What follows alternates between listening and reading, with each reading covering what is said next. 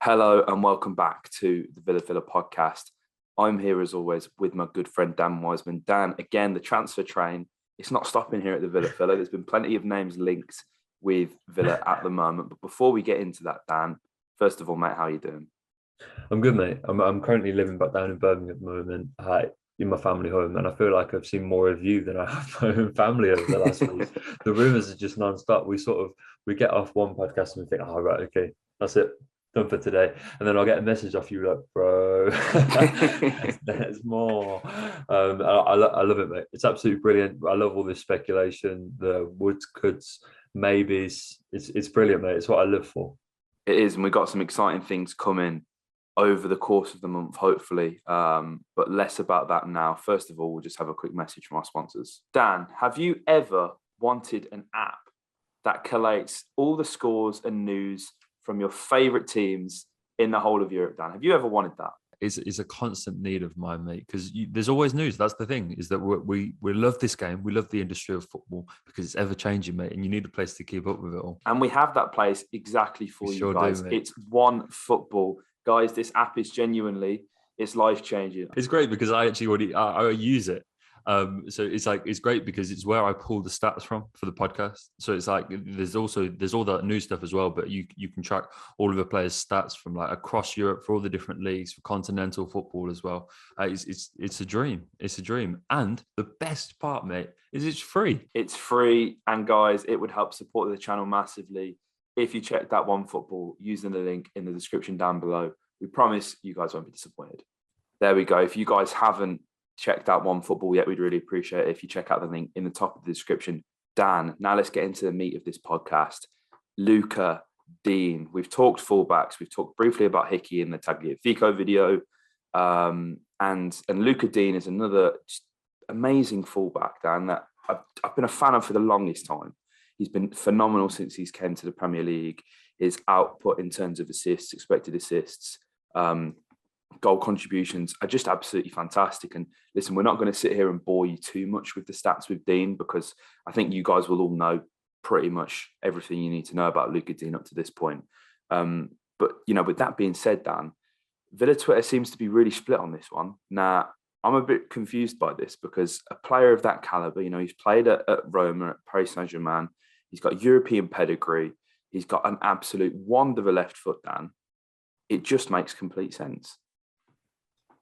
He's the kind of player that, I mean, it's still baffling to me that, they're in this position to try and offload him, considering he's still only 28. It feels like, this guy's been playing at the top level for a long time. You're right, mate. He sort of came through at Lille back in, around the turn of the decade, and about 2010, 2011, came through at Lille, had that time at PSG that you mentioned. There was the loan to Roma where he really impressed, and that's where he got the big money move to Barcelona. And, he only didn't quite make 30 league appearances in his time at Barcelona, but, given the left back situation there, it's been Jordi Alba's for the longest time. So you can't really hold that against him. He makes the move to Everton, which, and he's always felt like a gem in that side. He always felt like a player that, was I don't want to say a big fish in a small pond, but was always one of the stars of the side, always performed, always seemed to be at the forefront of all that was good about Everton when they had the good spells. And it just seems strange to me that Benitez wants to offload him. I don't know how much of the want to get out is on Digne's side. I've seen Benitez say in recent press conferences that the most important thing for him is having the players that want to be there. So there might be some pulling on Digne's side. And it's put almost every club in Europe on notice, mate. There's Napoli, which are interested, but they seem interested in a loan with an option to buy, which is not quite what Everton want. They just want to offload him straight away. And all of the big clubs in the Premier League seem after this guy, including Newcastle, who are now linked with, again, like most players, because of the financial situation that they're currently reaping the benefits from. They've just picked up Trippier on that right hand side, so it'll be interesting. But Everton have just signed a couple of fullbacks themselves, so it seems like Digne is going to be on the way out, and it seems that we want a left back. So there is that natural coupling there.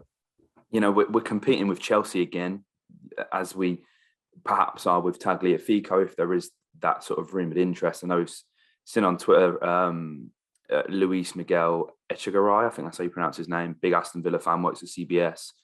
Big fan of his work. He's friends with Fabrizio Romano, and he's spoken about there being this sort of legitimate interest in Tagliafico, which is interesting. Obviously, again, that's come from Tagliafico's agent. He'll be shopping him about, but if ultimately there's a handful of left backs that both clubs are looking at, I don't think anyone's really going to be disappointed with who they get, Dan, to be honest. If we end up with Tagliafico, if we end up with Luka Dean, and Chelsea end up with vice versa or whoever, I don't really think it's almost a win-win situation for everyone. And even Everton with the fees that are being bandied about, they're saying 25 million now. A lot of people, again, they're sort of up in arms about this. I think, Luka Dean being 29 years old, he isn't getting any younger, but I think, and this was something that was mentioned on the Tagliafico podcast, Dan, 29 years old, no resale value. I understand, we understand that, but we're not, the club isn't being ran like Football Manager. That isn't really something that's being considered right now. I think we need players that are good enough now. And then the idea is that, you have your Kane Kesslers, you have your Louis Barrys, them kind of players who can then step up and kind of fill them gaps. Now, maybe left back is a position that we are weak in throughout the whole of the club.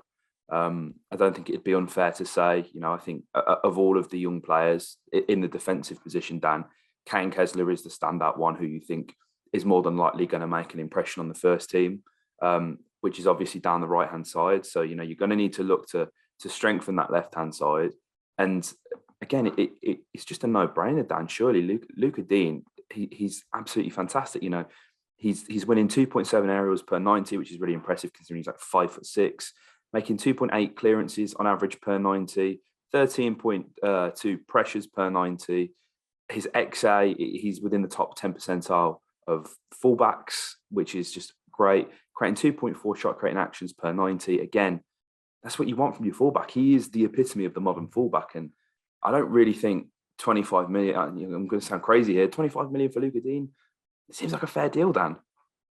It does, mate. It does. I think one of the most impressive things you can do with Digne's stats this season is compare them to Ben Chilwell, who had a fantastic start to the season. I know you're, as am I, a big fan of Ben Chilwell. And if you can put the two up against each other, obviously Digne's played a lot more minutes than Chilwell because Chilwell did get injured. It's almost double the amount of minutes that the Chelsea left backs play.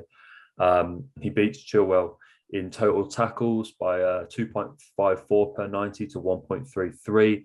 Betters Chilwell for interceptions as well, 1.08 to 0.67. So it looks like he, dominates him on the defensive end. And then if you look going forward as well, which is where Chilwell gets most of his plaudits, he averages more crosses per 90 than Chilwell and more chances created per 90 than Ben Chilwell. And, you can only imagine the delight if you picked up a player of Chilwell's caliber.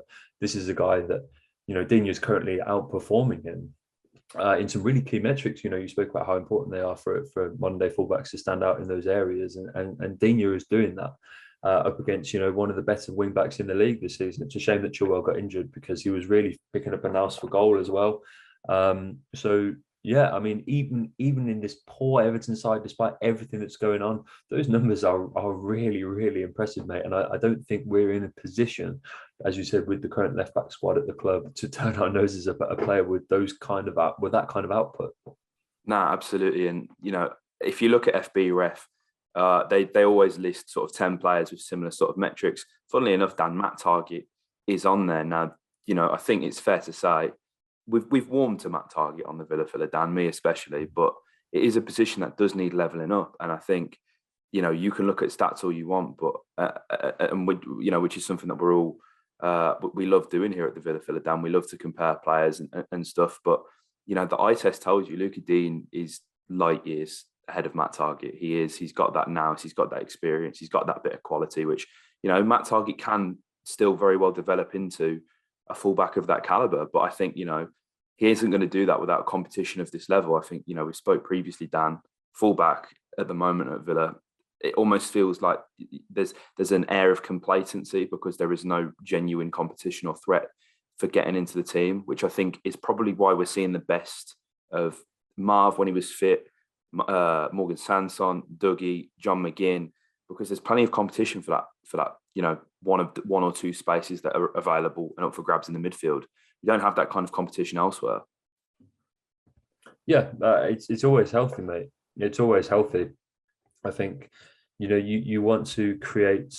I think it would, it's different in the sort of, in the Ings and Watkins thing, which has been a long-standing issue this season. I think it's different to that situation because I think Digne is in a different level, unfortunately, to Matty Target, and so I think it does create a clear pecking order.